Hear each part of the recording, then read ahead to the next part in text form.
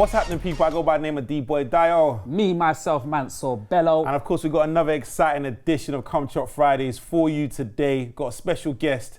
He's one of the most influential people within the African music scene right now. Bro. He's like the Og at the top. The Og at the top. He's like the Oracle. The Oracle. He's the guy you go to when you want things to happen. That's it. The one-stop shop for everything. He ain't lying. He's not lying at all. He goes by the name of Bankulli Osha. What's good? The man himself, the international artist, producer, influencer. He goes by the name of Bankulli. Bankulli. What's good, sir? Is it really you, or is it your stunt double? Well, it's me. I think it's simple. You define it as, music merchant. Yes. Oh, I like that. I like that. Thank you for taking time to speak to us. I can't believe it's you still. Someone like you, I think you've been a private jet. Mr. Bello, I'm the one. Okay, let me see. You can see the ocean. It's definitely you. I mean, let's take it from the top. I mean, like a couple of years ago, you were all over social media. You were with Kanye West. Your video went viral. A lot of people that didn't know who you were then, they definitely knew who you were right after that. Talk to us and a little bit about your background and how that happened. And how you got him to go to Africa. Well, I did not put the idea into his head. I believe he came up with the idea of visiting Africa. And of course, Uganda was the destination.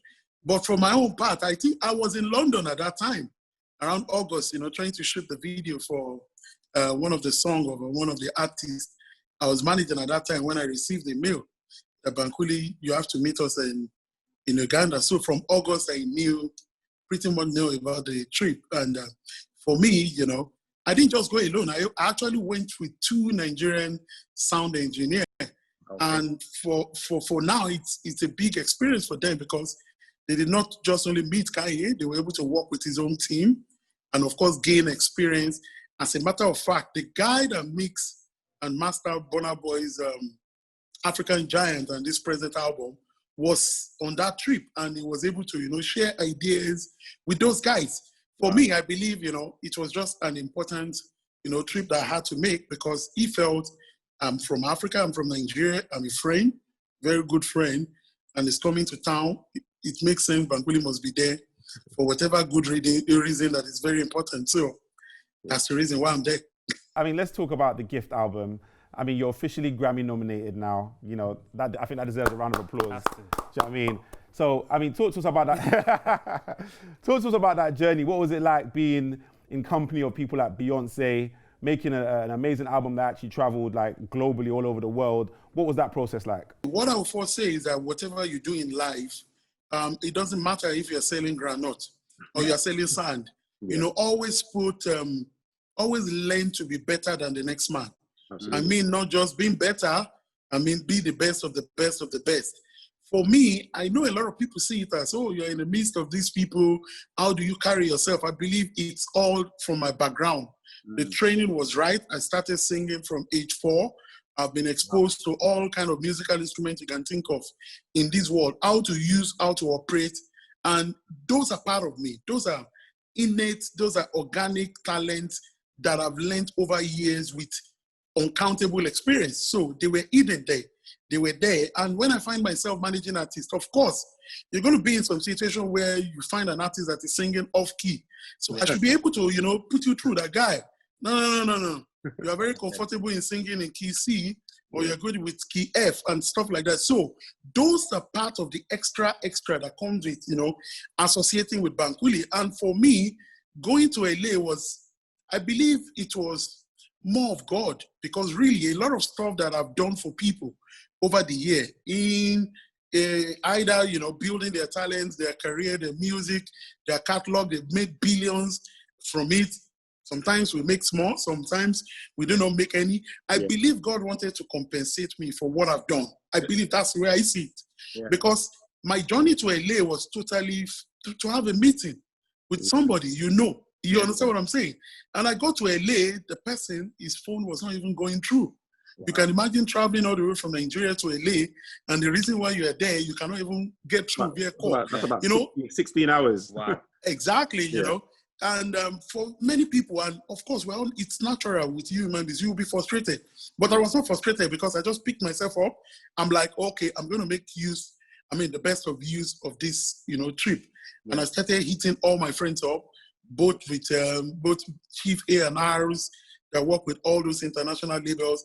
What's going on? Went to their house. In the process of going to their house, I got to know there was a project going on in the town.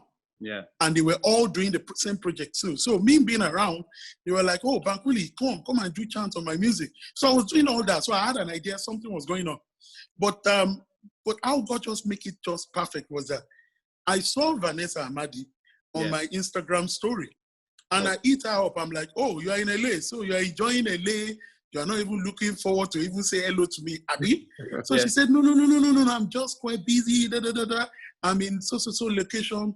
And I drove down there with my friend, said hello to her, turned back, and we were heading towards an amala joint in LA. Yeah. In LA? Kitchen. Wow. Yes, in LA. There's one nice amala. That's what I'm saying. They sell African food there. So that was our destination.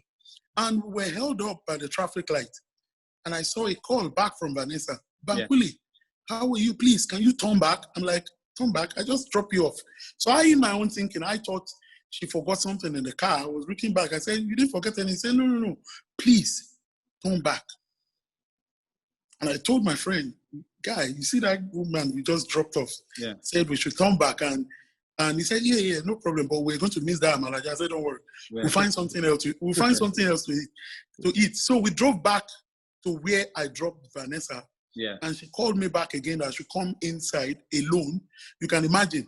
So I told my friend, I'm sorry, you can leave or I'll use Uber. He said, no, don't worry, I'll wait for you. So I went inside. I got inside and I met Beyonce's team. They were all, waiting for me. And they told me they needed my expertise in some of the stuff they're working with. Nice. Wow. Guess what? I started laughing. Why is that far-fetched? Yeah, but it's two ways I was, seeing it. Because at that time, I was laughing because I was actually managing an artist before I traveled on that trip. Yes. And the artist, for one reason or the other, disengaged his relationship from me. Mm. And I was laughing because I was like, if he was with me there, he would have been. They just asked, I will never do it. I would rather push it. Yeah. So I was laughing at that one. Then number two, reason why I was also laughing is that, God, are you trying to embarrass me? Because you can imagine you being called up to come and play for Chelsea on weekend, and you have not trained, and you have not, I've not sang in a long while. All the singing I've done was just in the, just small. But really calling me to come and do this project and sing on song for you. So I was laughing. They didn't know. They said, what's funny? I said, well, that's how I laugh. So I said, when are we doing it? And I took up the challenge.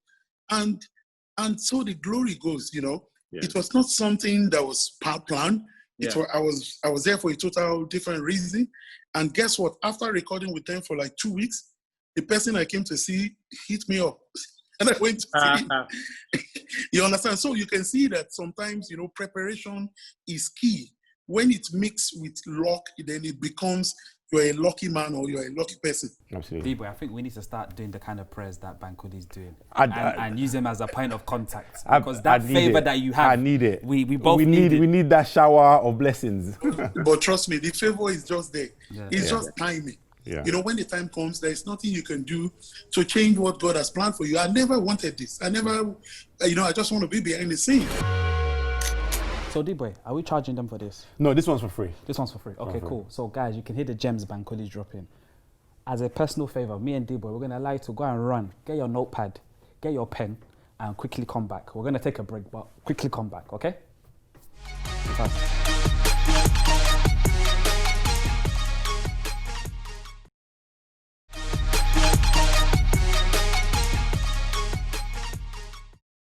Are you ready? You've got your notepad, you've got your pen. What are you saying, D-Boy? Let's get back into it. Let's go. One thing about you, you're very selfless. You're always a person that looks to give. You're always looking to help other people. And I think with an experience like that, you could have easily been like, you know what? I've climbed Mount Everest. No one talked to me. I've made it. Please speak to my PL, email me. But absolutely. I always see you active. You're willing to speak to people like us. You're always willing to share knowledge, always speaking to artists, say, listen, do this, do that. What is it about you that is the gift that keeps giving? Can I just say that I was on the phone to Bankulli the other day for 15, 20 minutes, just spitting knowledge, Yeah. like out of the blue. So it's interesting that Manso should say that, because Yeah. it's like you speak to everyone, literally. Yeah. Thank you very much, Bello, for the question. What I see about this our industry is that everything when I came into it was void. There was nobody there to tutor or to direct or to do whatever. I believe I learned everything because of the grace of God and from where I was coming from. A church boy, I'm familiar with playing musical instruments with other people, putting up the choir. I'm talking of almost about 100-piece choir. We're going to do an hour anthem. So there's something they call, patience and all the rest. You learn it from there. When I entered the industry, there was nobody to put me through. I learned everything by hand, and it was difficult. Yeah. And for the kind of person I am, I believe it is not good for other people coming after us to learn it the hard way.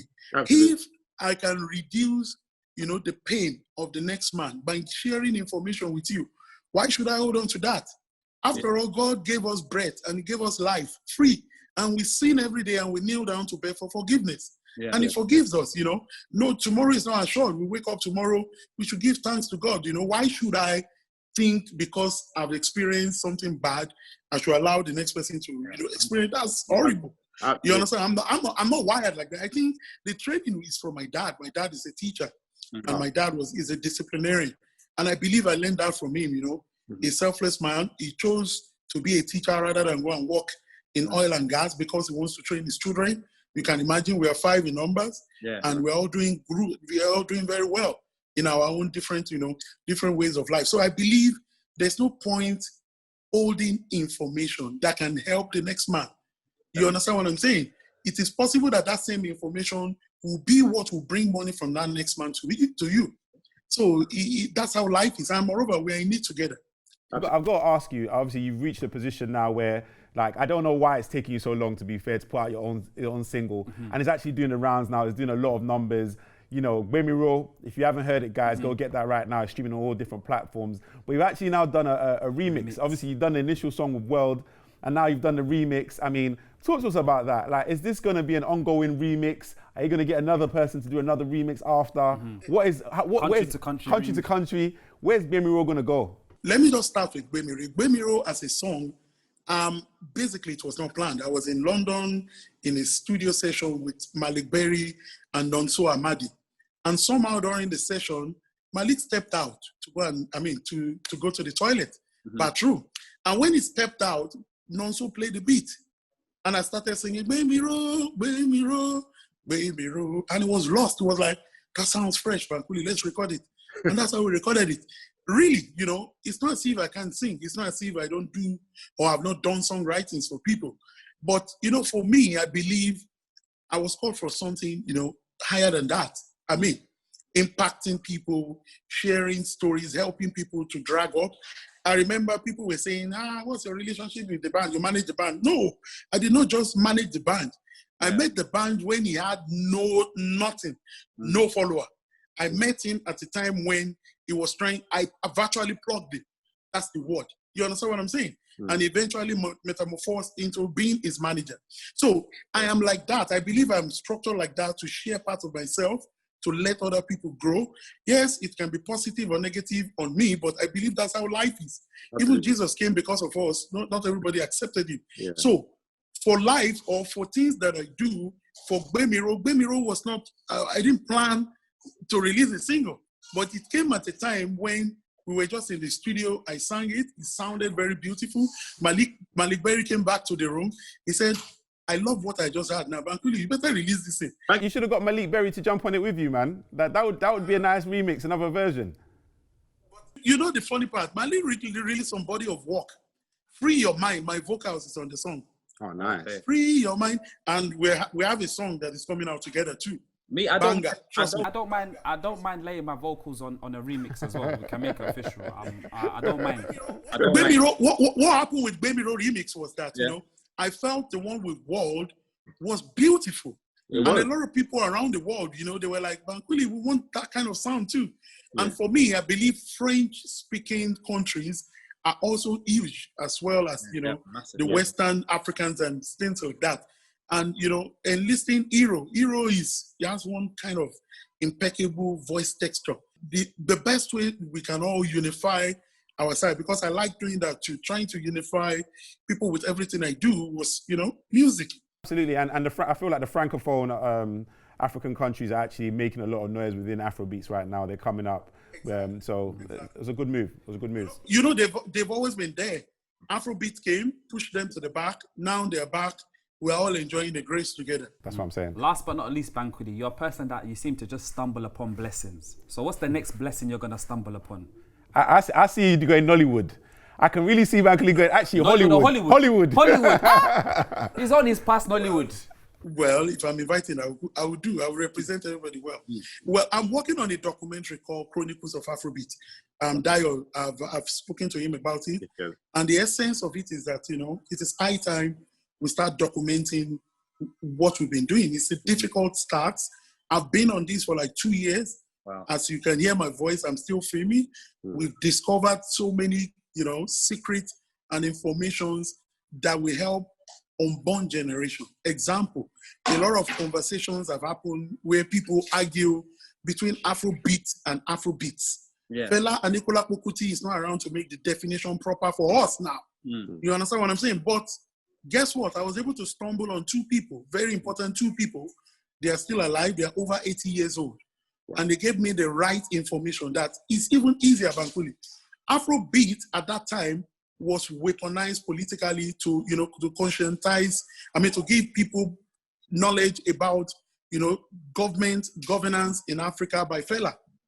But Bankulli, it has been able to, it has been taken to another level where it gives people joy, comfort, freedom still, by this present, Afrobeat, defined by people that were there when Fela was creating it. Yeah. I'm talking of Baba Benson, Burna Boy's grandfather, and also Baba Odeon, the man that stuck his neck out for EMI to sign Fela and Nicola Pokuti, the man that co-produced Jeon Koku, Fela's first most sold out Afrobeat song, the first one.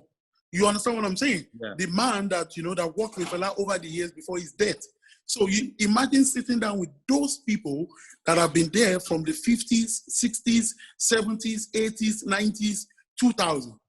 You understand what I'm saying? Telling us that this is their opinion. This is what they feel about what the music we're all talking about is. So that is what I'm actually working on now.